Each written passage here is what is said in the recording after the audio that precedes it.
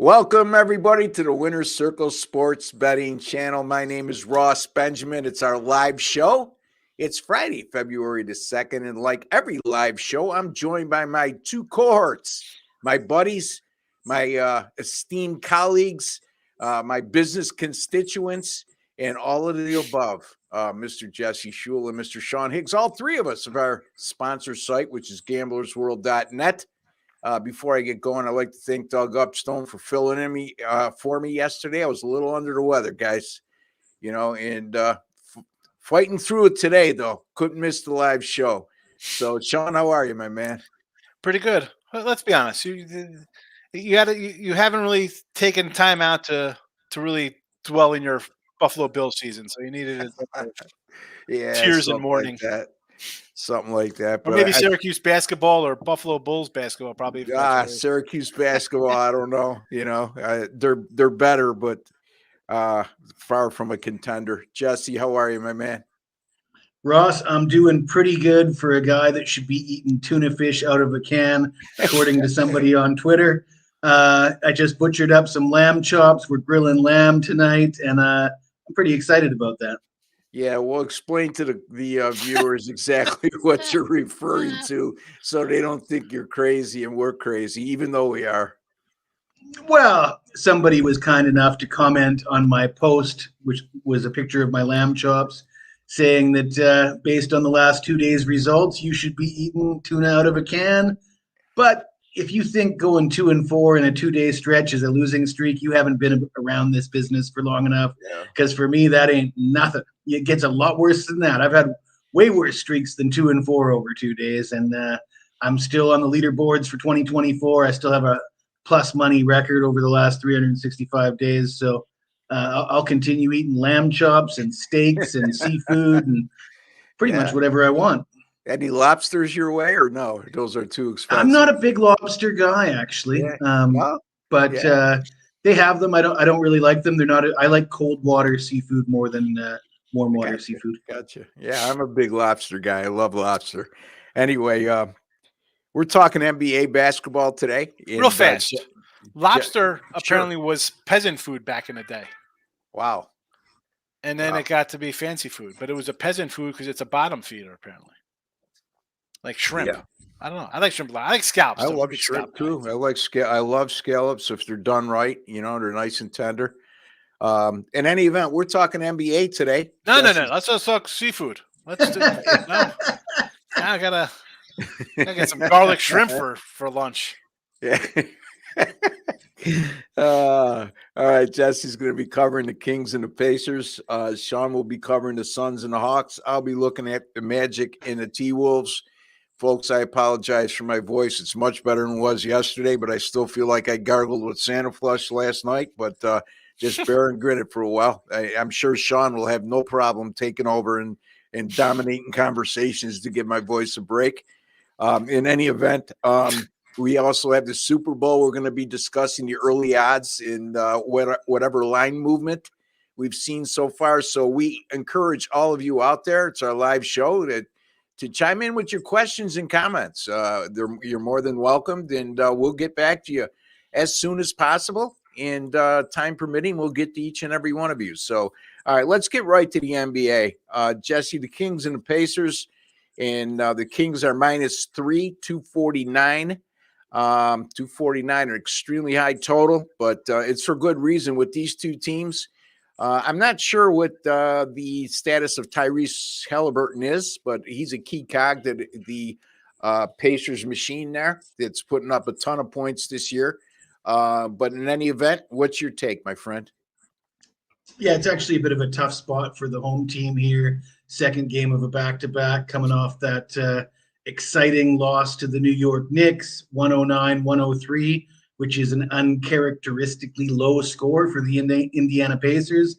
And I know a lot of bettors out there look at the Pacers and think Pacers games go over. It's free money, and you can see the evidence of that with this total opening at 245.5. Got bet up to 248. Now it's up to 249. Maybe you get a 249.5. I'm going under that number. And this is a long-standing strategy for me at this time of year. We're in February now. teams are starting to jockey for playoff position. Indiana is a team that wants to be in the playoffs. They're 6th in the Eastern Conference. They made some trades to beef up their lineup. They want to make a playoff run, and you just don't do that playing the style of run and gun and zero D. I mean, you could be a fast-paced team, but you got to play some defense. And when you see totals of 250, 260, some of these games we've seen this year, you won't see that in the playoffs. You won't see that in the NBA Finals. You got to play defense if you want to win. And fun time is slowing down. It's getting more serious in the NBA at this time of year. And both these teams have their eyes set on the playoffs, and neither one of them has really been an over machine lately. The Kings have gone under the total of 240 in 4 of their last 5 games, and the Pacers have gone under that number in 5 of their last 8 games. And I just don't expect to see the points here like it's free money. Just bet that number up. I will point out that the last time these teams played was just a couple weeks ago. The total was set at 244.5. It landed on 245. So over bettors cashed, but they wouldn't have cashed with the total of 249.5. So inflated number. I'm going under. Yeah, you can't just look at the O or U on the right-hand column. You got to look at what the totals were too. And if we're seeing that Indiana's going over at a high rate early in the year, so are the bookmakers, and are making the adjustments. And you mentioned some of these high totals this year. As I recall, Indiana actually had a game in which they were either 261 or 262, and they went over the total. So, Sean, your take on this game? It's a Sacramento team that they went into Miami the other night, a Miami Heat club that was 0-7 straight up in ATS in their last 7. And they knocked off the Heat in more or less wire-to-wire fashion. What do you got here, Sean? Yeah, but you know what? We got what? The Kings we're in a 7-game road trip here. You lose to Miami at home. Miami's better than that. So teams are going to hit kind of rough patches. Is that really a shocker to lose the 4th game of a road trip there? Not really in my eyes. I kind of like them to bounce back here. I mean, Pacers were just in a dogfight last night versus the Knicks. And Sacramento had won, 4 in a row? 3 of those on the road coming into that Miami game. Now they're favored. What's that about? That's an odd spot. You think maybe a pick 'em with the home team back, but again, you're off of a road trip next day at home. I don't know. For me, it's a king spot or nothing. But I like Jesse's take on the under for sure. Playoff time's coming. Yeah, the lines have not adjusted yet. Yeah. And, the Kings being a 3-point road favorite here jumped out at me, especially after the performance the other night. And Jesse makes a good point. The Pacers played last night, very close game at the Garden. And my lean here would be a very small one at that. I'm not going to use it on my premium package, but I like the Kings here minus the 3 if you put the proverbial gun to my head. All right, let's get to Sean's game, which is the Suns and Hawks. The Suns are right now a 3.5-point favorite. And the total in this one, also 249. Sean, take it away. Yeah, well, what's there to say about the Suns here? I'm not going to overthink things. Maybe it's a square play take in Phoenix. But since that calendar has changed, they've played pretty well, especially of late. 8 of 10 wins under their belt. So, yeah, and the Hawks, what are they, the worst home team at home ATS? They're terrible. They're terrible. 10-13 straight up, 5-18 against the spread. You're off wins over the Lakers and Toronto. Granted, Lakers just scored a weird win over Boston, but you know what? The sun shines on a dog's butt every once in a while, too. So, as I said, 26-7 in free throws. And that's without even LeBron playing. That's a crazy. No, LeBron or Anthony Davis. Yeah. And what they have 46 the other night versus the Warriors. I mean, hey, listen, Atlanta's got a bad defense. Suns appear healthy. If they got those 3 guys playing, and Beal and Booker and KD, and they look like what they should be, this is a dangerous squad. So I'll lay it a short number again. And I hate, I just said I like the Kings. Here's another road fave, which is not really a recipe for making money, but no defense for Atlanta. They're just not good at home. Forget it. Give me the Suns here.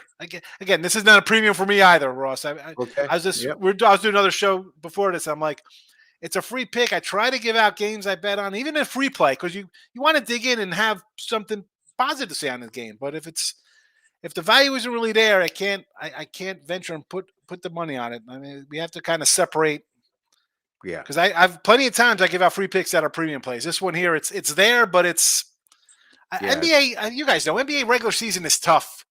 I mean, you could get this could be the day that KD sits out half the game because they get down 6 early. He's like, you know what? I'm going to rest my knee or something, and they don't come back for the second half. That's why regular season NBA. Who just got fined $75,000, Jesse, for not Philadelphia? The Sixers, yeah. Sixers, yeah, and they should. But you know what? $75,000 is like to an average guy on the street is like coming up with a $5 fine for crying out loud. Well, he's gonna be out for a while now. I think he's probably out for a year. Meniscus injury. So I'm not sure if it's a tear or whatever it is, but that's certainly not good news for the 76ers. I mean, the Suns have really come on of late, Jesse, and I can't comment too much on this game because, folks, I have a play on this game. It is on my premium card. It is up for sale right now at gamblersworld.net. And by the way, folks, at gamblersworld.net, not only for myself, but for all the other 9 handicappers, including these 2 gentlemen as well, we guarantee our picks that if you don't win, you don't make a profit on any single game or multi-game daily package or any subscription plan of 30 days or fewer, we will credit back your account the exact amount of your purchase price. Again, I have the winning total in this game tonight in the Suns and the Hawks matchup. And Jesse, what's your thoughts in terms of this game? I would almost guess that you would look for a reason to use the under because the total is so high. No, I don't feel as strongly about this game just because different situation. But I'm inclined to agree with Sean. In fact, I will even say that it was very close to being on my premium card. I do like the Suns. I mean, you ride them while they're hot, right? You get 2 teams that are trending in opposite directions. It isn't, it's not out of the question to lay a few points with the Suns. They've been rolling, and I expect them to continue that for a little while longer. I will add, though, that the Hawks are rumored to be shopping players. DeJounte Murray has got 1 foot out the door already. So, they might be holding players out with the intention to trade them. There might be chemistry issues in the locker room based on that. So definitely a play against team right now, the Atlanta Hawks, and the Suns a play on team. So I will agree with that and take the Suns. I think that Trae Young is a chemistry issue in himself from everything I read, but I'm not privy to the inside information there that maybe a beat writer for the Atlanta Hawks would be or somebody close to the team. But that's just the body language that I see from players and how they react to him. And, of course, he demands the ball a lot of the times, and he's a terrific scorer. There's no 2 ways about it. I will say this, since Phoenix has got the triumvirate together for the first time, I mean, Bradley Beal missed a big portion of the early part of the season. Now he's back with Kevin Durant and Devontae Booker. And boy, oh boy, when them 3 guys are clicking like they have been lately, that Phoenix team's an awful tough team to beat. So in terms of the side, I do agree with both of these gentlemen. And again, folks, I have the winning total in this game up at gamblersworld.net right now, just $35 with the guarantee. If you don't win, you don't make a profit. We will credit back your account the exact amount of your purchase price. So let me get to my game, and then we'll get to your questions. Orlando and Minnesota. Minnesota is an 8-point favorite. 211.5 is the total. And this jumped right off the screen at me, guys. 211.5, maybe 5 years ago, wasn't an inordinary situation, but it certainly is this year. And especially consider the fact this opened at 213.5, came down to 211.5, and I'm checking the injury report, and there's nothing significant to report in that regard. So it's definitely money related. Whether that be sharp money or public money, I would always venture to say when we see a total go down, especially a total this low by modern day NBA standards, that it's sharp money, because public bettors love betting overs. and they're not lining up at the window at 11 o'clock Eastern time last night to bet unders, to bet this game under. So that would be my take there. If you look at the fact that these teams' totals this year, the average totals, Orlando's average total per game is 225.5. That means the closing total. The average closing total for Minnesota, 223.2. And this one's at 211.5. All right, Minnesota's gone under the total in their last 5 and 13 of their last 18. They've allowed 107 points or fewer in 8 of the last 11. And also Orlando has allowed 107 points or less in 6 of their last 9 and 5 of their last 7 on the road. It's still, a really low total, but there is indication there that both of these teams have really strapped it in defensively. Minnesota also just 84 field goal attempts or less in 7 of their last 8 and 9 of their last 11 by NBA standards. That's an extremely slow pace, excuse me. In their last 5, their opponents have only averaged 78.6 field goal attempts per game. So basically what that tells me is not only are they playing good defense, but they're forcing their opponents to use the majority of the shot clock in not allowing any easy buckets early in the shot clock. This will be a slower paced game, no doubt in my mind. It's just a matter of how many free throws will be awarded to both teams, because that's the thing that scares me when there's a total this low.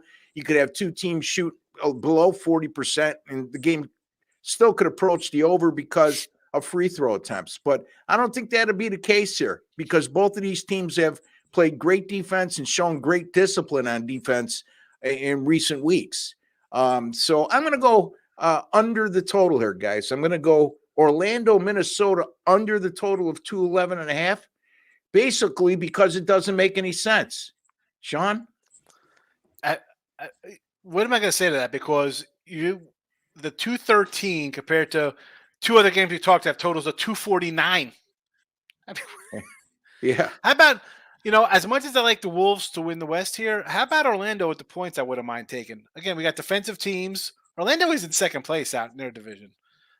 But yeah, this is a kind of like an auto kind of play on the under as well. You see that kind of total in today's NBA, especially like as Jesse said, he said, we're talking 249.5 in other games, and this comes down. The line has come down. Yeah. Unbelievable. Yeah. It opens at 213.5, comes down to 211.5. Jesse, your intent to go up or no? Yeah, I mean, I'm inclined to agree with you guys on the total, although I have something else in mind. I'm looking at Orlando's team total under 103.5. I think to justify that low total, you're expecting Minnesota to hold them under 100 points, and 103.5 looks like a bit of a high number for their team total. And I disagree with Sean about taking the points with Orlando, just based on their home away splits. I mean, my general rule of thumb is I like taking Orlando as a home dog or betting on them at home. They're pretty bad on the road. So 10 and 16 under Orlando team total 103.5. I think if you start doing the math, there's maybe a little bit more value there than the number being bet down to 211.5. I mean, is the public, are they still slow to the gun here when it comes to Minnesota, guys? I mean, because the last I checked, I believe they're number 1 right now in the Western Conference. If the season were to end today, they'd be the number 1 seed.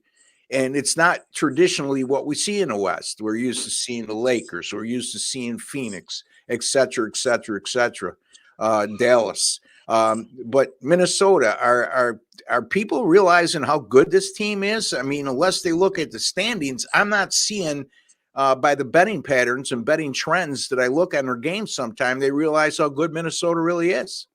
Well, I don't think there's enough airtime to promote Minnesota when they got so much time dedicated to promoting the Lakers and LeBron James. They just run out of time. Yep. Minnesota gets left off the That's list. Exactly where I was going, Jess. Yep, exactly right. They love the Lakers. We got to make a play-in tournament and add extra teams to a tournament to make the Lakers make the playoffs with the best player ever. Yeah. And then they go and they play without LeBron last night, without Anthony Davis as a 15.5-point underdog, go play a team that's only lost twice at home, and they win the game going away last night. And the game really, it was not competitive. Wasn't close, yeah. Yeah. So, all right, let's get to our comments, guys. Tommy. All right, Tommy, how are you doing, man? Hope y'all feeling better. Ross, hey, Sean and Jess, let's get the green, guys.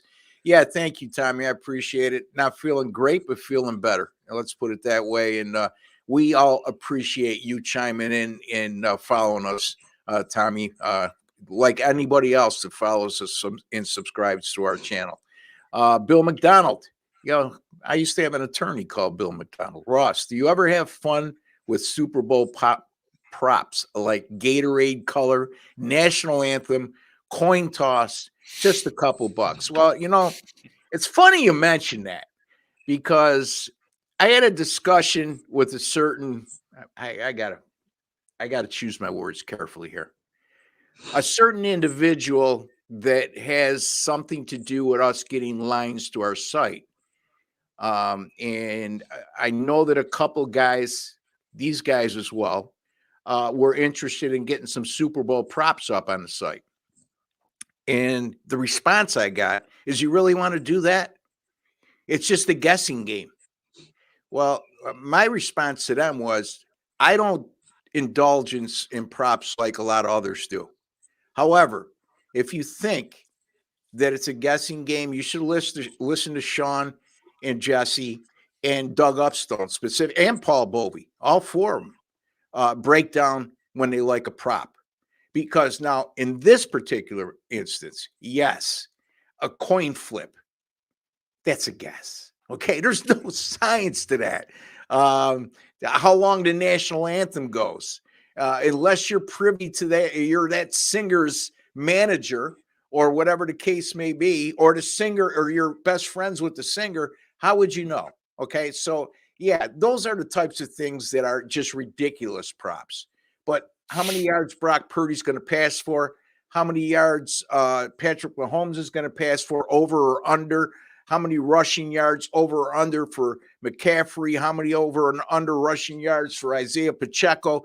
Those things, again, that's not a guess, folks. When we make a pick in terms of a prop, these guys specifically, I've listened to them. There's a reason for their madness, okay? Just because Isaiah – here in the Super Bowl that was like free money, in my opinion. What exactly was that, Sean? That was the rush touchdowns, the rushing touchdowns. Like, how are they going to rushing touchdowns? Yeah, it was Pacheco, or I think maybe combined over 2 touchdowns between the Eagles and I think it was 1.5 rushing touchdowns, both teams for the entire game, and you had to lay like 150 or 160. Yeah. But it was like that's just giving away money, in my opinion. I think it cashed in the first quarter or something. Yeah. I mean, that offense, Hurts was going to run the ball, and the Chiefs were laying on Pacheco. I mean, those are the kind of bets you want to look for. Jesse, let me ask you this, Jesse, because you, out of everybody, are very articulate in how you go away about your prop bets. And by listening to you talk, I know that there's an amount of research that goes into what you're saying. I just spent the last 3.5 hours going over a 31-page document from Caesar's Palace, and I got another probably 8 hours to go before I come up with my props for the Super Bowl. I wanted to have them ready before we started this show, but it's okay. 3.5 hours wasn't enough time. But that is exactly why I consider Super Bowl props to be profitable, is because you get a 31-page document with all these options, and you scan it until you find the absolute best value. Anytime you give me enough options, I should be able to eliminate 2 or 3 really profitable situations.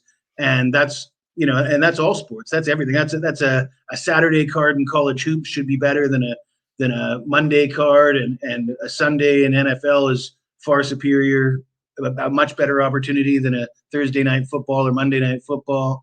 And Super Bowl props are profitable if you take the time. You weigh all the options you have, and you can isolate where they're giving you some some odds that are a little bit better than they should be. He's like, hey Ross, do you have fun? Do you have fun with the props? Yeah. Like No, betting, and it's I'm not criticizing Bill. Oh That's not no, what I'm I'm saying, but saying. his But he the having just sparked a yes, conversation I but the had having fun recently. with that, So and that's what that is. Oh, I'm gonna have fun and put like $5 on this. I got to get yeah, my, people look at it as it's fun.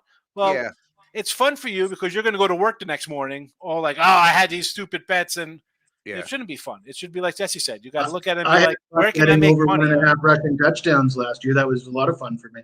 Yeah. Well, Yeah, I mean, it's I not would fun. Find a say, winner. yeah, those types of things are if you got money to toss away because you're basically guessing. But Sean, would you agree with my assessment that yeah, the things that like Bill just brought up are guesses. I mean, there's no strategy involved. But is the rest of the props like Jesse was alluding to and what I use as examples? Do you just look at a number and say Patrick Mahomes over X amount of yards passing? I like Patrick Mahomes. He always goes over this amount of yards without looking any further and just make a blind bet like that. No, you're going to No. look into it, right? I mean, it's not a guess. Like I'll tell you, like so one that jumped out at me a lot, and I put a bunch up and some like random like 2 touchdown things just for people to talk about because you do a show, people want a bunch of picks, you got to put a bunch out there. Doesn't mean I'm going to bet 40 Super Bowl props, but Kansas City and the Niners both to get fourth down conversions. The Chiefs are -110 and the Niners are -102. But if you just bet them both together, and this was a FanDuel, both of them to get fourth down conversions is +310. Yeah. Yeah, there's gonna be, somebody's going for it on fourth down. It could be in the first quarter, somebody might go for it on fourth down. So if you're gonna give me +310 on the chances of one team's gonna be down in the fourth quarter anyway, going for it on fourth down. So I'm automatically breaking even on -110 to -102. What are we down? The Chiefs have converted fourth downs in 4 or 5 of their last 6 games. Right? Yeah. I mean, last time I checked, the team will be down in the fourth quarter. Someone's gonna have to go for it on fourth down somewhere along the way. And Yeah. you're giving me even money basically at 110 and 102. And then if they both do it, it's +310. Like, So you just listen to Jesse, you just listen to Sean. There's no guessing involved. What they were just talking about. They had substantial reasoning why they would look at a play. And Sean even got it to a point where he's seeing value in a +310 on a prop. So again, that's what we call a calculated risk and a well thought out one. So, Bill, your question was a great one, my friend. Don't get me wrong. I am not criticizing your question. You just sparked my interest from another conversation. I know Jim knows what I'm talking about in regards to props. So, like all a right, fun one, Tom. a fun one. I know we really want to talk about the props. Yeah. We'll put that for next week. But a fun one for me would be a player prop. It's any player with 150 yards or more for +725. See, that's Yeah. something I could go have fun with because if you think it's a Kelsey show, right? He's gonna throw to Kelsey or whoever. Could be Samuel, could be Kittle's has a couple of huge catches. If someone's going to have a monster game, why not look at something for me? I'd rather have fun at +725 than a coin flip. Yeah. Or even 125 on 125 yards is +209. So yeah, I mean, again, you're calculating a risk, though. You know what I Yes. mean? You're not just saying, "Oh, 325. Let me just play that." It's not a guess. There's I had a +800 bet last year in the Super Bowl, and that's why I was going over the document for 3.5 hours trying to come up with another one. I haven't found one yet, so because it's a one. lot more fun, Bill, winning money than it is taking a stab in the dark and having fun. Again, if you want to just do that, I would suggest give to a charity, man. You know what I mean? Yeah.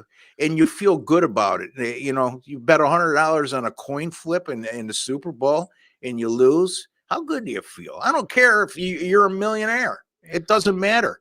I'd have to do, if I'm just going to take that bet, I'd have to do something on, I'll take Pachenko 2 TDs at +350 or CMC 2 TDs is 2-1. I'd rather try that one than just have an even money coin. Oh, it's a coin flip. I got to do this. Oh, the opening kick's a kickback, a touchback for -110. To me, that's there's no way to really. How about this? There's a better way to lose that bet where the return is a lot better at plus money than minus money. Exactly. All right, Saif, he Hawks money line with Saif. I don't know if you heard our breakdown of the Hawks and Suns game earlier, but Sean gave out the Suns minus the points, minus 3.5. Jesse agreed with him. I also agreed with both of these guys. I got the winning total in this game. But to answer your question, no, none of us like the Hawks on the money line tonight. So, but good luck. Pounded Sports. I love Iowa minus 5.5 today. My best bet. Yeah, that line jumped out at me as well. Anyway, I mean, this is an Ohio State team that's struggling, right? I mean, look at what they've done lately. What are like 1-6 straight up in ATS in their last 7, 0-3 straight up in ATS in their last 3 on the road. Iowa is a favorite, and sort of a sizable favorite when you stop to think about the plight of these two teams. You would think this is more of an even matchup, but it's really not if you look at the line, because it would be an even matchup if it was at Ohio State. But in terms of this line here, Jesse, what's your take? Well, I do have a premium play on Iowa today at this line, and I was talking about it with Sean on his show, and I guess he was leaning towards Ohio State because they've struggled, and there's a lot of negative press on them. The coach is on the hot seat, and Sean says it's time for them to show a little heart. So before the show, I didn't quite have time, but I was going to post that well-known skeleton meme where the skeleton's slumped in the chair and say Sean Higgs is waiting for college basketball players to show a little heart because, I mean, when's the last time I seen college hoops players show a little heart? I don't know, maybe the 1980s when it's a team. They've dropped 6 of 7. They're winless on the road or whatever they are. And the coach, it's the vultures are circling. It's in the newspaper, like, oh, he might be out after this year. And I look at the line, and it was 6 last night, by the way. So it's come down. The line has come down, which is, I mean, if you're on the, I mean, that's bizarre. That's come down as bad as they've played. So that's why it's one of those oddball. And I said it in my show. I said I didn't bet it. I said it's just one. I'm thinking about it. I want to. It's an ugly one. It's definitely a hold your nose kind of one to go with. But yeah, the only thing that scares me with Iowa, they play no defense. But I'm not sure that Ohio State, the way they've been playing recently, could expose that in Jesse's defense. So here's one for Jesse. This is not Jesse Schule. It's Jesse Steele.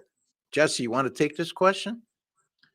I asked about Swift's impact on the AFC game for a reason. NFL sees more revenue. Yeah, I mean, this is the whole Swift Kelsey conspiracy theory. And I was planning on addressing this, so I like the question. I'm going to go a little off topic from what the question is, but the Super Bowl's rigged or the playoffs are rigged because Taylor Swift is a CIA plant, PSYOP, all this stuff. That's pretty extravagant, right? Well, I mean, if you guys haven't paid attention, that conspiracy theory is all over, right? Well, you don't have to get that extravagant. I mean, they've done a study, a credible study by a credible institution that's estimated that she's added over $300 million in value to the NFL. Her fan base joining and participating in the NFL playoffs holds a lot of value. And what he mentioned with Jesse, I don't know if that's a chick or a guy, but anyways, what Jesse mentioned was the State Farm, Pfizer, there's a lot of money involved. There's a lot of money involved, and there's motivation for all parties to that are sort of aligned. So you don't have to be too conspiracy minded to think that it's in a lot of people's best interest for Travis Kelce to do well in this Super Bowl. But that being said, Travis Kelce usually plays pretty well in the playoffs anyways. He's got perhaps the a GOAT candidate at quarterback throwing him the ball. So I'm all for conspiracy-minded Kelce props in the Super Bowl here. Okay. Jesse Steele, if you wouldn't mind, let us know if you're a male or female, because we want to address you respectfully. And I mean that with all sincerity. Here's another question from Jesse. Great content, guys, nonetheless. All right. Well, great. We appreciate you chiming in. I don't buy into conspiracies per se, but looking at betting from all angles, imagine the foregone revenue from the NFL of, again, here's the thing with me with these conspiracy theories and this. this thing that's going around about games being scripted and stuff of that nature. These guys are getting paid millions of dollars, you know.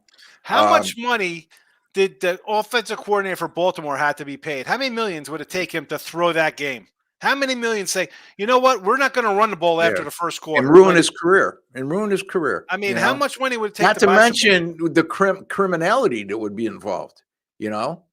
And that is mind-boggling why they had that game plan, though. I mean, I don't know how. How can that happen? How can that happen? No, how could you only use your running back 6 times the entire game to run the ball? And then on the flip side, you got Kyle Shanahan down 24-7, and he does not change the script. We're going to run the ball, we'll play our football, and come back and win a game. Well, there's a difference. Again, Todd Monken, we're referring to. Is that Todd Monken? Yeah, Monken. Yeah, well, he couldn't look at his record as a head coach when he was at Army. He was like 1-32 in 3 years or whatever. So, he did. Look, here's the thing. When it comes to playoff football, a lot of things get exposed. And Baltimore was very good offensively all year. And, but that's mind-boggling what they did in the playoff game. Mind-boggling. Absolutely. Especially when you look. Here's the thing, though. They didn't try anything they did in the regular season. 72 against them the week before. You know what I mean? Come on. You're supposed to be the best running team in football. All right. Pounded Sports. Sean, LOL, fun. Wagering his favorite types of wagering. Yes, the fun wagering. Let's have fun. I can't stand those commercials. Pounded knows it. Hey, when you're out having fun with your friends at the bar, you're not having fun. That's not having fun. You're being a degenerate if you're betting to have fun. Yeah, that's exactly right. You know. Yes, Corbin Burns, the best sport, baseball. Here we go. Yeah, that's a great pickup. Awesome, Sean. Yeah, you know what I mean. No, I don't know how good he's going to be in American League if he was injured last year. I think he was a little banged up last year, and he had some animosity because they basically told him during arbitration that, oh, well, you're the reason we didn't make the playoffs last year, when he's like the only guy who performed down the stretch. But he switches teams, and both of their win totals, Orioles go up 3 and the Brewers go down 3. Why? Let me ask you a question, Sean, and I mean this. This is not one of those times where I'm needling you, but why do you think there would be a difference him coming over to the American League in terms of his performance level? Just the batting's different. I think they're better teams in American League than National League. I mean, it's the Braves, it's the Dodgers, but he pitches against the Pirates, the Reds, the Cardinals, the Cubbies, and there's a couple good players on there. You got a couple bad teams that you go over there and really stack up stats against. Okay. So, because I would understand back in the day when there was a designated hitter in the American League. Just the teams. Good luck now playing. I think the Blue Jays have a decent lineup. The Yankees, go pitch at Yankee Stadiums in that bandbox, and they still have, as much as I bash the Yankees, and I think they're an under 94 win team. Good luck facing those guys who could hit balls out of the stadium, and then go to Fenway, someplace that's a hitter's park. I get you. Tampa Bay is a scrappy bunch. That's, they might be Pirate level payroll, but they're Cardinal level elite front office that finds ways to win. So no doubt. It's different ball game, but great pickup for them. You got to love that. I mean, it's great front of the rotation guy. Absolutely, Jesse. Your thoughts? Yeah, I mean, I think Corbin Burns wasn't as bad as some people are saying he was last year. I mean, I think he was still pretty solid at home, pretty solid. Didn't he kind of turn it on in the second half of the season? Didn't he have a poor start, strong finish kind of thing? Yeah. Well, I think he was hurt. He was banged up. That's why. And then in, I guess, November, he was like, I don't know if I even want to be here. Why do they want me here if they're going to like lowball me in my contract or whatever? Because they said, well, doesn't Milwaukee fall into that category of not a high payroll type of team? Yeah, but they basically said it was your fault we didn't make the playoffs. They told him. He did a whole thing. It was on Twitter. He's like, they said it was my fault we didn't make the playoffs. Like, I mean, to me, that's just it's just a stance they're making in terms of salary, because I don't know how you could blame a guy who plays once every 5 days.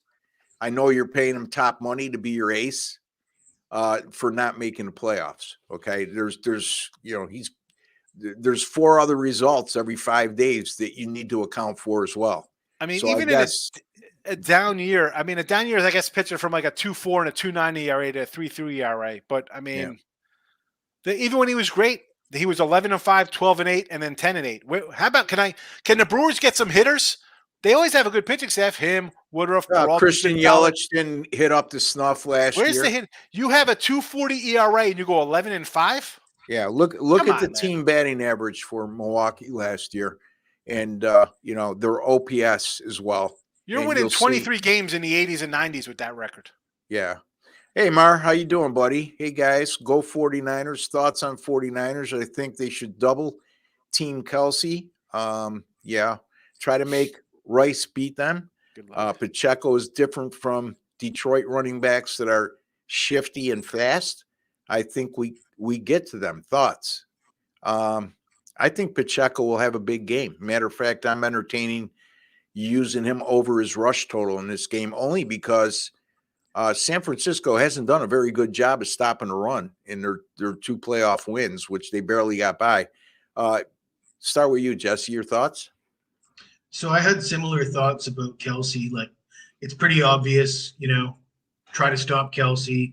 Kelsey's they need to have success, Mahomes, but we've been saying that for years. I mean, these guys have been playing in the playoffs. Kelsey's been putting up big numbers. You could have said that about all the other opponents that were facing Kelsey and Mahomes. Just double Kelsey. Nobody's been very successful at doing that. So why would they be now? Yeah. I'm not sure. I do also like some. I'm looking at some Rashee Rice props just because unlike a lot of other teams, there isn't a ton of options for Mahomes. It's those 2 guys, right? Those 2 guys are going to get the bulk of it. Scantling has butterfingers. He might be involved in a big play. I know Sean has his over yards or something 20, like that. 20 yards. That's all he needs. One but you're not expecting him to get a ton of targets, right? The bulk has got to go through those 2 guys. I wouldn't be surprised if they both go over. And another thing I'm looking at as far as the props and the way the game script unfolds is you look at, from a Kansas City standpoint, how are you going to try and attack this San Francisco defense that allowed like 87 rushing yards per game during the regular season? It would make sense to have a sort of a pass heavy approach. But Jesse, again, they've been very vulnerable on the ground in the first 2 and in the air. I mean, they haven't stopped anybody from doing anything really. Yeah, exactly. I mean, that's the only thing that isn't that more reason to like San Fran? They play like garbage in 2 playoff games versus 2 teams who are streaking and arguably pretty hot teams in the Packers and the Lions, right? 2 hot teams playing very well. And again, Kansas City's, they've turned it on, right? Who thought they'd go on the road and win 2 in a row? Yeah. Against 2 good teams. You got Mahomes versus Purdy. Should be a Kansas City easy money winner here. I don't know, man. I kind of like the Niners. But the Kelsey, I kind of want to do some Kelsey ladder props here with his yardage. Like 84, 94, 104, up to 115. You could get all the way up to plus $3 almost. He's going to, double team or not, he still finds a way to catch the ball, and he's going to throw it to him either way. So, I mean, we know this from past playoff games and Super Bowls. He's going to get a ton of targets. He trusts nobody else. You see that? Yeah, it's not like Kelsey's sneaking up on anybody, and they just figured it out now. Oh, we just double Kelsey. I mean, I'm sure that's been tried. But you look at some of this, for him to get 104 yards, it's 2-1. You think he get that in his sleep in a Super Bowl? Are you that tells me that the Niner defense is coming in with the clamps down here, and this game is 23-13. Like, how is he 84 yards? It's plus money for him to get 80 yards receiving. 85 yards is plus money for Kelsey. Think about that. Go through the Kelsey numbers, and for him to get 84 yards, you'd be plus money. Yeah, first 2 playoff games against Green Bay. Aaron Jones went off for the Packers, 136 yards rushing. But he had that 150 or 60 yard that he broke too. But Detroit, they gave up 182. And that was on 29 carries. And it's not Jared Goff isn't, he's not Would you compare Kansas City's rushing offense to I don't really compare Aaron Jones and Pacheco. I don't think Pacheco has that sort of durability as far as a running back that Aaron Jones has. Yeah, I disagree. I do, respectfully so. I mean, in Jones Kansas broke City, one for 50. I mean, Pachenko's more of a grinder. And then you also look at the Williams, the wide receiver, broke one for 40 yards. So yeah. Well, Pachenko's not. I don't think Pachenko's a guy who's busting one for 40 up. Maybe he is. I mean, I like the way he runs. He runs hard. He's a beast. yeah. The Chiefs 132, 123, 147, 146 on the ground, and then last week at Baltimore, they went a much more pass heavy, and only had 89 on the ground. So we'll see. This is a Chiefs team is not as pass heavy as they were in the past. If you look at the run pass splits, especially down the stretch, you'll see that Andy Reid has adopted more leaning on his running game a little more than his pass game for a lot of reasons. Number one, he doesn't have the dynamic wide receivers he's had in the past. Kelsey last week, by the way, guys, impressive performance. I mean, 11 targets, 11 catches. So, all right, let's get to more questions here. These are some great ones. We got some great ones coming up here. Great analysis on the question, guys. Jesse, thank you. Okay, you're welcome, Jesse, for Jesse. And Jesse, let us know, man or woman, my man, so we know how to address my man. I'm calling. See what I mean? Now, if you're a woman, you're going to be offended. So let us know. You know, it's no disrespect intended. We just want to be respectful to you. Bahama Breeze, the NBA is fixed. Look at the money line payout for the Lakers last night is another example. Too many nights the players check out. You've been drinking too many Bahama Breezes and Mai Tais. It's not. Stop with the fixed stuff, Bob. You must be new to. Welcome to sports betting. You lose a bad game. Teams lose. Teams. You can't just say that the Celtics are 13-point favorites. They should win this game because guys aren't playing. You know, we know the Earls, right? We know Tim Earl here. He loves saying just fade that injury report. Anytime a guy is out, oh my goodness, the guy's not playing. How do they ever score? I don't know. The 9 other guys who the sun never shines on them, there's never light on, get to come out and actually try to earn a paycheck and get paid down the road. I'm shocked that guys would come in and try to score points. Yeah, didn't work very well with Utah last night, did it, Sean? Yeah, how'd Utah work out? No Embiid. Yeah, -3.5 down the entire game. Great job. Yeah, Utah. and you know what? How many NBA jobs are there? You know, how many players are on that NBA roster? Stop with the fixed nonsense. These guys are NBA players. Just because guys are sitting on a bench, there's no walk-ons like there is in college in the NBA. There's no guy who made the team that was a star on his intramural team. Who said, oh, they gave me a script in training camp. Oh, with the playbook? They gave you a playbook? Yeah. Like, who's the poor bastard who has to say, wow, I got my leg broken this year? I'm DeMar Hamlin. Wow, I die on the field this year. This is going to be a great season for me. I'm still a bench player. You're going to love this one, Sean. I know. I saw. NFL is comprised of many, many Freemasons. The whole thing is scripted. Nobody's going to lose out of the NFL loot.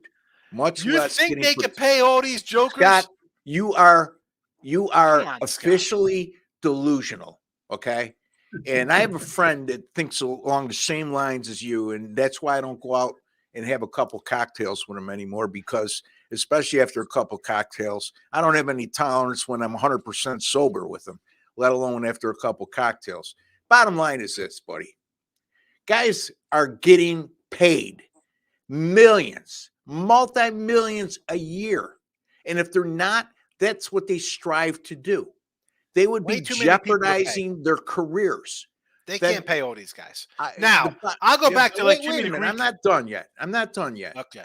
Then explain to me how a sport that's scripted allows somebody to blow out a knee and ruin their career, or suffer a serious injury, or almost lose their life on the field like DeMar Hamlin did last year.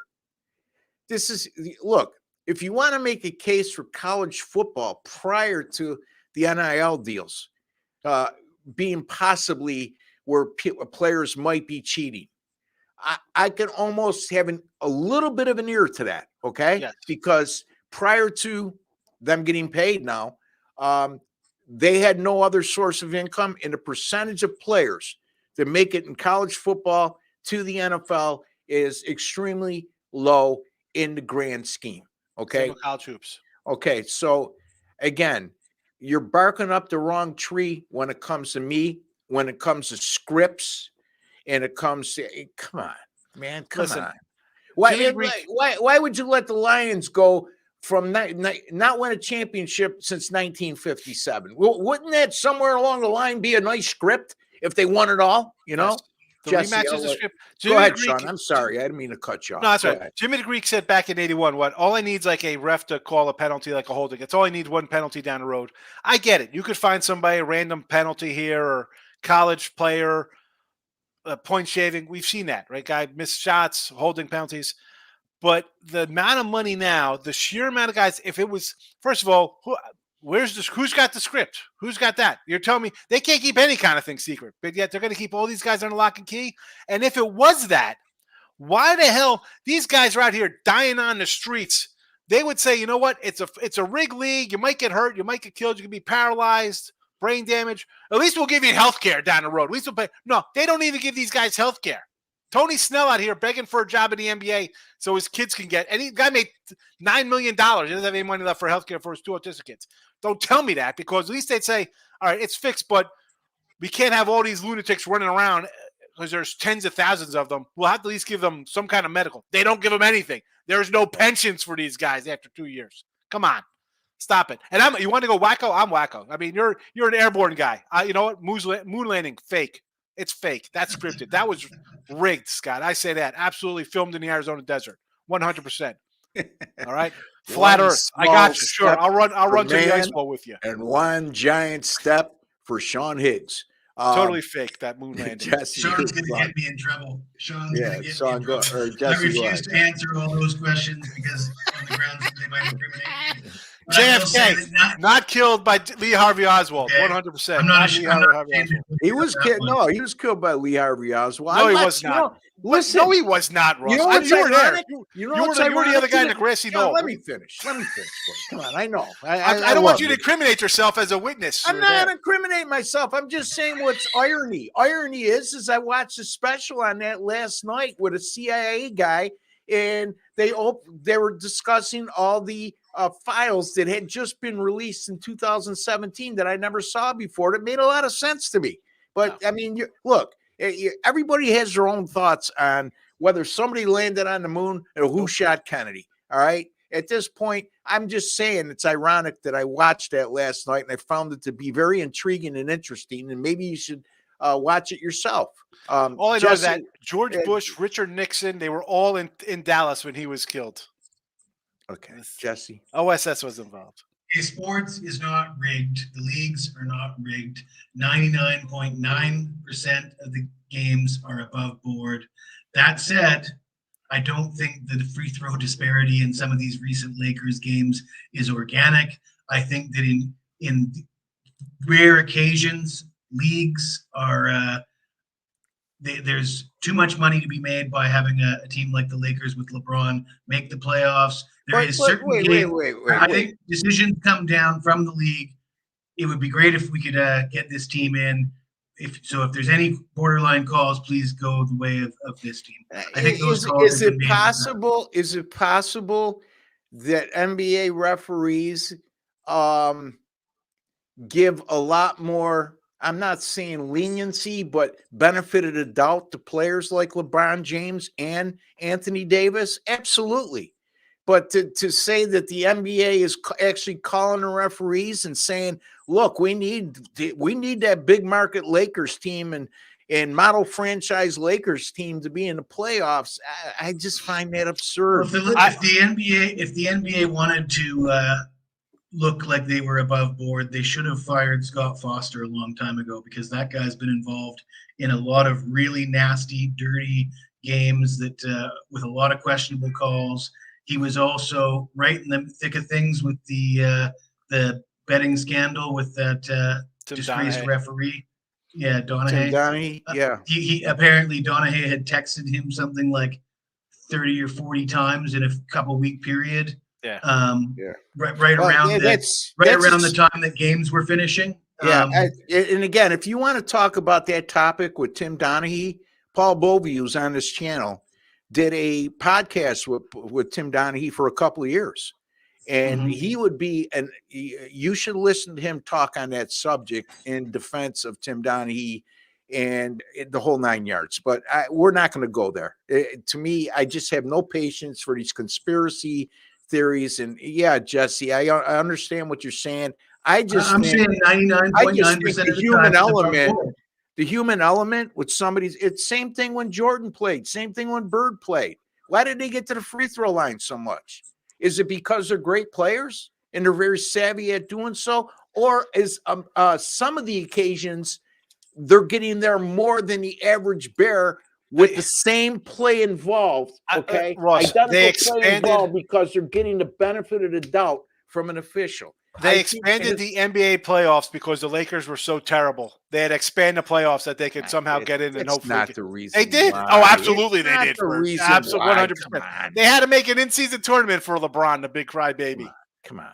Oh my! Let's get back to the moon landing, Sean. Yeah, totally fake.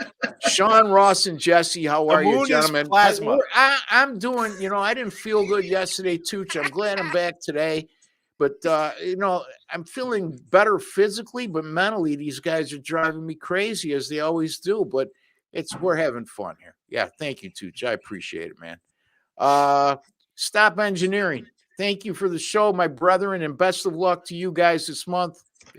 Thank you, sir, for always chiming in and for always following us.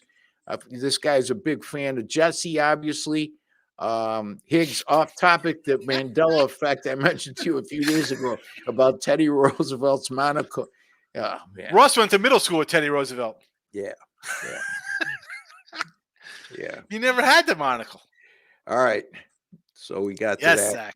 You guys are going to get involved in MLB futures or picks when the season starts. That would be correct, Zach. And we look forward to that. We look forward to having you join us on our live shows. Detroit to win the AL Central. Yeah. Stop Engineering is back. As pointless of a conspiracy as that may be, it's still fascinating. Okay. This is a conversation, my friend. I'm so glad that you join us every week. But I think maybe you stop geoengineering. Of course, it's you should get Sean's email, and Sean will be glad because he comes in my show. We talk about this.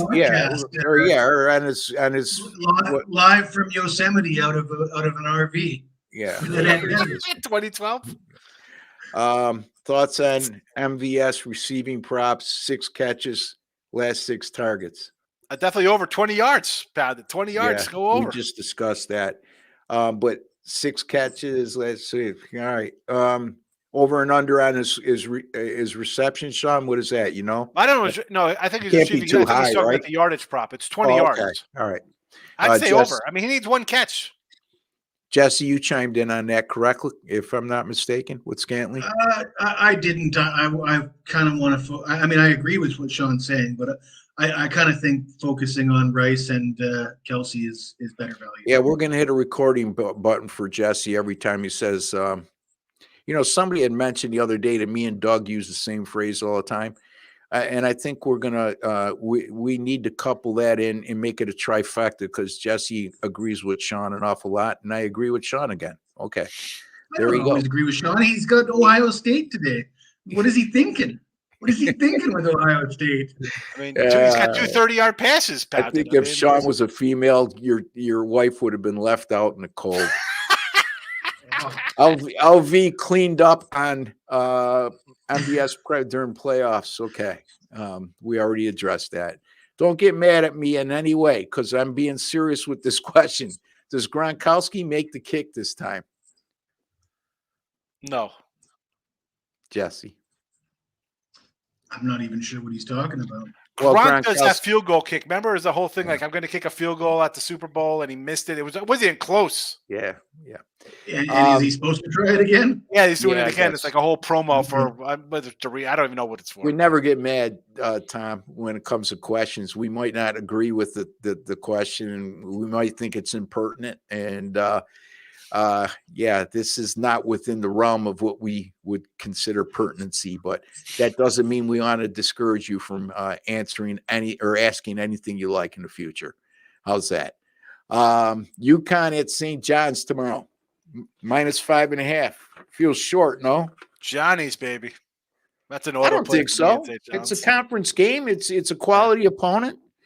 I mean, St. John's, if they may not be in the top 25, but they're certainly on the cusp I don't know about that, Ross. I mean, they're 13-8 or 13-9. I mean, Yeah, but look at their strength of schedule they played, Sean. So I I need mean, some again, wins.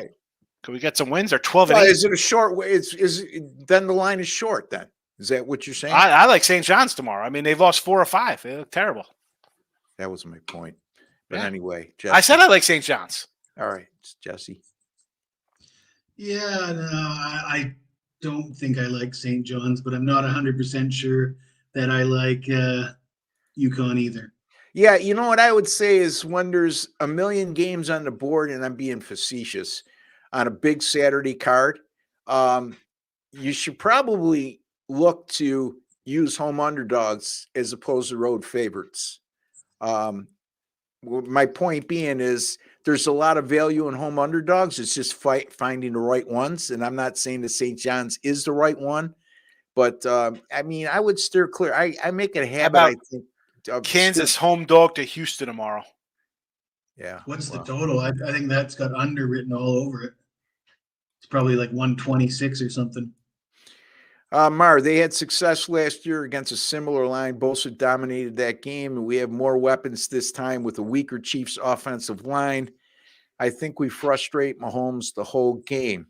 Well, they didn't do a good job of frustrating Jordan Love, nor did they do a good job of frustrating Jared Goff, I think. So, again, yeah, I guess if you want to look at the whole body of work, Mar, like Jesse did, and Jesse pointed out, then yeah, you would think that that would be the case, but I'm not totally sold on that. Jesse, you want to comment further? Yeah, I mean, the San Francisco that we saw during the regular season hasn't showed up in the playoffs. Yeah. And to Sean's point, you a great way to lose money is betting on based on what happened last week. Although it's been a recurring theme, I'd say dating back to the loss to Baltimore. So there is that. There is some concern that San Francisco is just sort of hit a wall, and they haven't been dominant now since the last 3 games of the regular season, and carrying on in the playoffs. Sean, you want to comment at all? Yeah, no. I mean, I'll piggyback just on that. I mean, San Fran hasn't looked all that great. I mean, you had a win over Washington, but you lost to the Rams, the 2 playoff games. And on the flip side, you had Kansas City winning the last game of the year, 13-12, right, with a backup quarterback. The playoff games, 3. I'm going to say dominant wins. Let's be honest. And Buffalo was hanging around on a couple fluke plays. They're the streaking team in the right direction. Yeah. But just a reminder to everybody. Sean did, when we did our futures near the end of the year, Sean did pick Kansas City at plus 10-1 to win it all. So there you have it. Clemson -5 at home versus Virginia tomorrow. Clemson, I don't know. I think these are 2 teams going in opposite directions. Without looking at anything in depth at this point, my lean would be toward Virginia. But Jesse, what's your thoughts? Lean toward the under. Yeah, that too. I mean, I'd have to look at. I mean, obviously the way Virginia's playing, you want to take the points. Yeah, but on Clemson, the flip side of that is Clemson's like, how are they laying 5.5? It's like, yeah, right. It's that's a little mind-boggling when you consider the plight of both teams recently. Yes.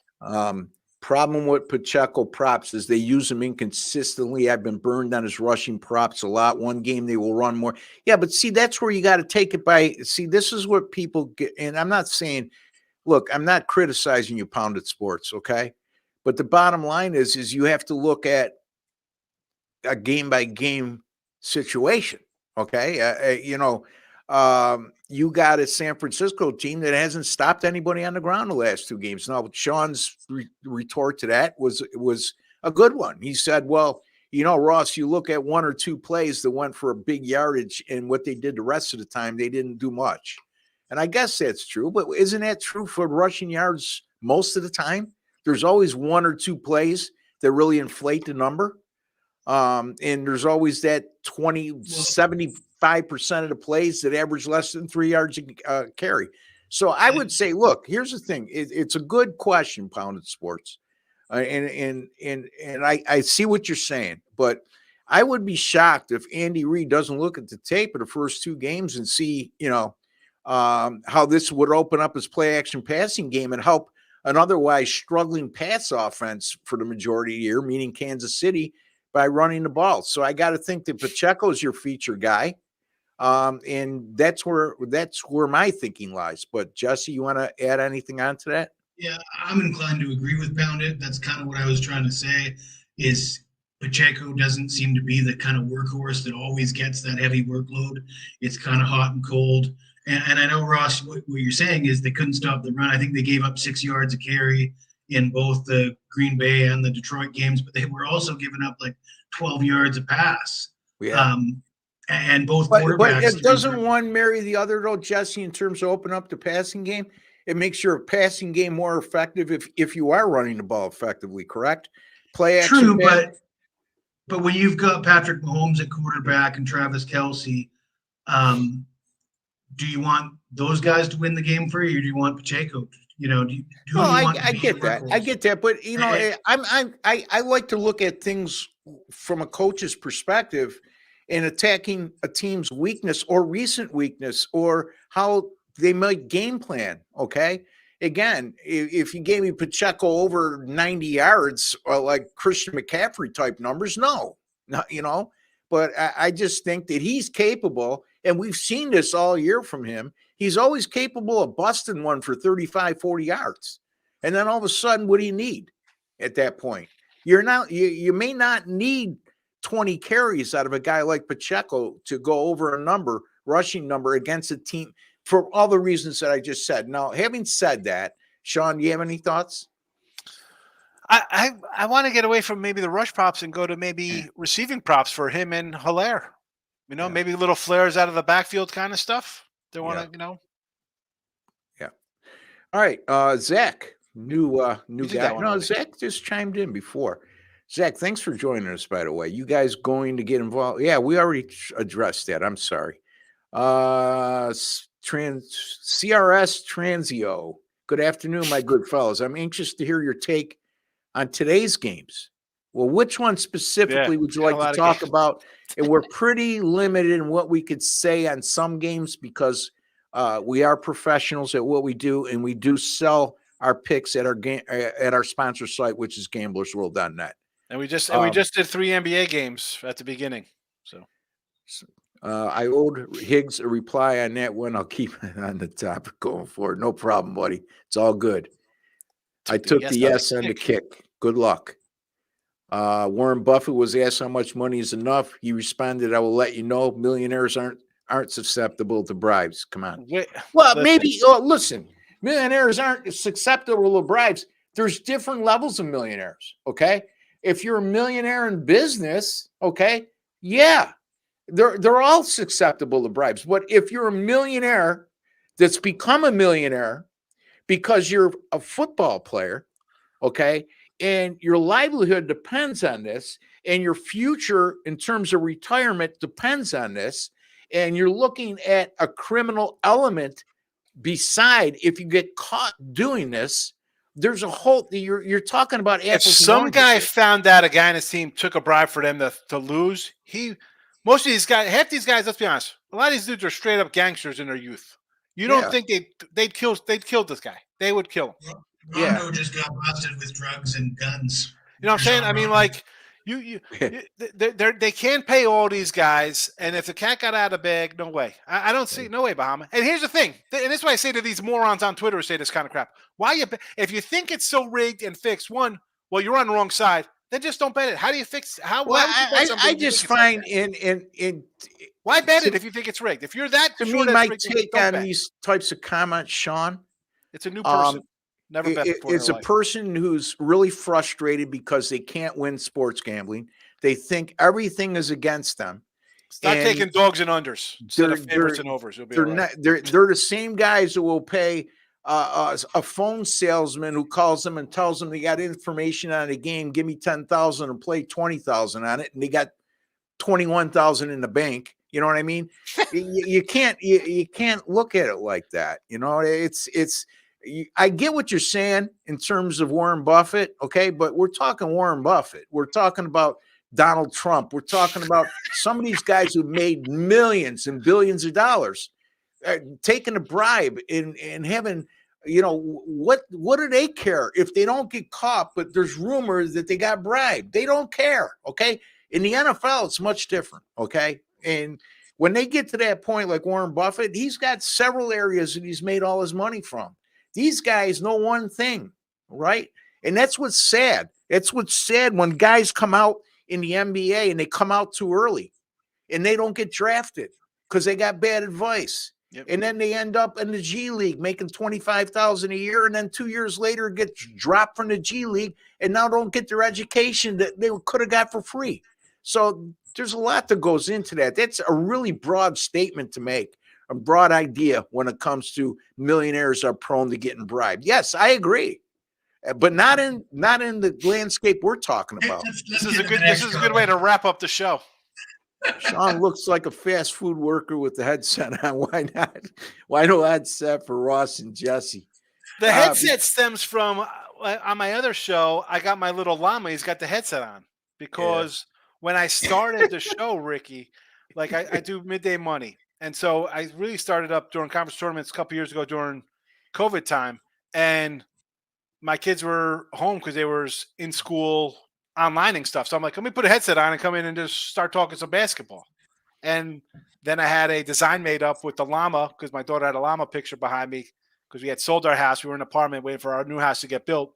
So there was just a llama behind me and I had the headset on. So it kind of like just fit over his ears behind me. And then that's what I never got rid of it. I guess I could pull it out. And well, I mean, again, in Sean's defense, a lot of guys, when they use the headset, aren't using a USB connection. You know what I mean? They're using a soundboard or another device. So it requires a headset. So, but you know, I got a bunch of mics. I had one, and the way my desk is set up, Rick, it didn't clip on properly. Yeah. So I was doing it would fall off because it's kind of like a scallop, kind of rounded desk, so it doesn't clip properly. And I'm like, you know, and I had a regular mic. I got a tote full of old electronics that are ready to go to some landfill in Siam to kill children. I mean, please. All right, we need to wrap it up here, guys. We really appreciate all of you chiming in today. And it was great getting all those questions and comments, and we appreciate each and every one of you, which leads me to this. If you have not subscribed to our YouTube channel, I don't know why you wouldn't, because you're watching the show and you enjoy sports betting, and it's absolutely free. Who doesn't like free? It's not a fix. It's free. Okay. It's there's no conspiracy. It's absolutely free. There's no strings attached. There's no hidden agenda. Hit that subscribe button. And if you're on your PC, you will see a WC logo in the bottom right-hand corner of your screen. Just click on that. It'll serve the same purpose. And take 1 second further, okay? Go into your YouTube settings. This goes for all of you who have subscribed already and haven't done this. You go into your YouTube settings. You click on the alert notification bell for the Winner's Circle Sports Betting channel. And you get notified immediately upon any of our pre-records happening Monday through Thursday, okay? And a reminder about our live broadcast every Friday at 1 p.m. Eastern time. This way you don't have to keep coming back and forth to check when our video went up or our podcast went up. So there you have it, folks. And Jesse, there's a like button underneath. Smash the like button. All right, don't forget, you can get my picks, Jesse's picks, and Sean's picks. All our premium picks, folks, the ones that we actually put in our own money on, the ones that we go to our paying clients, not just the sign games like we're doing here. Of course, we want to win all our sign games too, right, guys? Shake your head. Yes. Sometimes our sign games end up being a premium pick. Yes. But if you really want to be assured of getting our good stuff and being assured that if you don't win or don't make a profit, you're going to get your account credited back the exact amount of your purchase price, then go to gamblersworld.net, folks. 10 of the finest handicappers you'll find anywhere in the world. And I say that with the utmost confidence. The like button, like Jesse just said, you could smash it, you could touch it, you could tap it. It doesn't matter. We just want you to do any of the above. And just a small token of your appreciation for the time, work, and effort we put in to bring you a quality podcast on this channel. And our theme always has been, since we started, and always will continue to be, we want to make you a smarter sports better today than you were yesterday. I will be back Monday with Doug Upstone. Sean and Jesse will be back with me on Tuesday. Paul Bobby will be back with me on Tuesday as well. Some Super Bowl talk next week from all the guys. Maybe we'll go over some Super Bowl props. Don't forget, next Friday, too, is our live show. In college basketball, a lot of college basketball talk coming up next week on all of our podcasts. Until then, for Ross, Jesse, and Sean, take care. Good luck and God bless, folks.